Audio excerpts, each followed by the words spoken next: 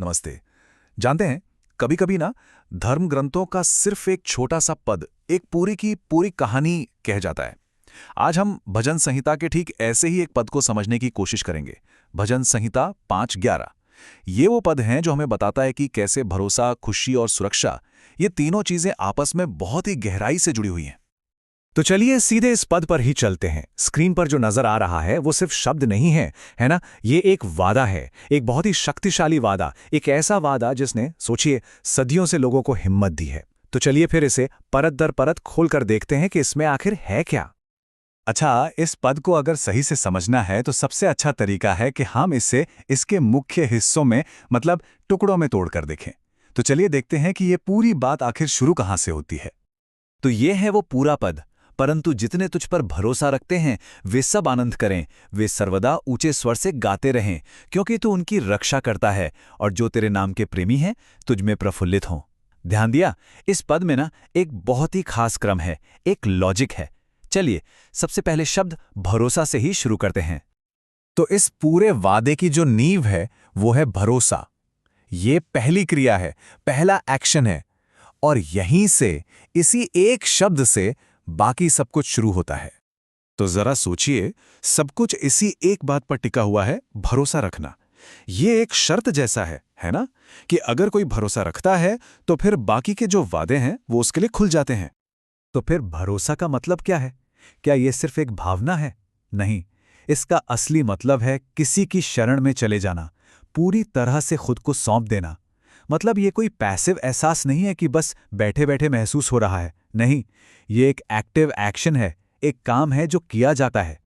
तो जैसा हमने देखा, सब कुछ इसी सक्रिय भरोसे से शुरू होता है, और जब कोई ये पहला कदम उठाता है तो उसका नतीजा क्या होता है? उसका नतीजा है आनंद। और मजे की बात यह है कि भरोसे का जो नतीजा है ना, उसे सिर्फ महसूस नहीं किया जाता, उसे तो सुना भी जा सकता है। चलिए देखते हैं कैसे। देखिए, इस पद में एक सीधा कॉज एंड इफेक्ट वाला रिश्ता है। मतलब भरोसे का जो एक्शन है वो एक रिएक्शन को जन्म देता है, और वो रिएक्शन है आनंद।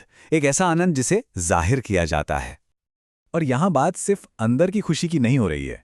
पद साफ साफ कहता है, ऊंचे स्वर से गाते रहें। मतलब ये एक ऐसी खुशी है जिसे छुपाया नहीं जा सकता, जिसे जाहिर करना ही पड़ता है, जो बाहर आती ही है। आनंद शब्द का मतलब यहां सिर्फ कोई हल्की फुल्की खुशी नहीं है। नहीं, ये एक जबरदस्त उल्लास है। एक ऐसी खुशी जो अंदर समाई नहीं सकती, जिसे बाहर निकलना ही पड़ता है, आवाज बनकर। तो मतलब साफ है, सच्चा आनंद चुप नहीं रह सकता, उसे गीत बनकर या उत्सव बनकर बाहर आना ही पड़ता है। लेकिन एक मिनट, सवाल ये है कि ये इतना गहरा आनंद आता कहां से है? इसकी वजह क्या है? तो इस खुशी की वजह क्या है? इसका कारण क्या है? कमाल की बात है कि पद हमें इसका जवाब अगले ही हिस्से में दे देता है, और वो जवाब है सुरक्षा का वादा। और ये बहुत जरूरी सवाल है, क्योंकि सच्ची खुशी असल में बिना सुरक्षा के मुमकिन ही नहीं है ना? तो सवाल फिर वही है, ये सुरक्षा आती कहां से है? और जवाब छिपा है सिर्फ एक शब्द में, क्योंकि ये शब्द सीधे सीधे खुशी को सुरक्षा से जोड़ देता है। लोग इसलिए गाते हैं क्योंकि वो सुरक्षित महसूस करते हैं। ये क्योंकि ही सब कुछ है। यहां रक्षा का मतलब सिर्फ खतरे से दूर रहना नहीं है। सोचिए, ये एक ढाल की तरह है, एक सुरक्षा कवच जो चारों ओर से घेर लेता है। ये एक एक्टिव प्रोटेक्शन है, एक सक्रिय बचाव। तो ठीक है, हमने भरोसा देखा, फिर आनंद, और फिर उसकी वजह सुरक्षा। अब देखते हैं कि ये सब मिलकर हमें किस अंतिम परिणाम तक पहुंचाता है। और ये रहा पद का आखिरी हिस्सा, जो सारी बातों को एक साथ ले आता है। ये कहता है कि जो ईश्वर के नाम से प्रेम करते हैं वे प्रफुल्लित होते हैं, मतलब आनंदित होते हैं। और ये जो शब्द है ना, प्रफुल्लित, ये सिर्फ आनंद होने से भी एक कदम आगे की बात है। ये एक तरह का विजय उत्सव है, एक बहुत ही गहरी और स्थायी खुशी जो भरोसे से शुरू हुए उस पूरे सफर का नतीजा है। तो अब देखिए, पूरा चक्र एकदम साफ नजर आ रहा है ना? क्रिया है भरोसा, कारण है सुरक्षा, नतीजा है आनंद, और उसकी अभिव्यक्ति है गीत और उल्लास। ये एक परफेक्ट साइकिल है, एक के बाद एक।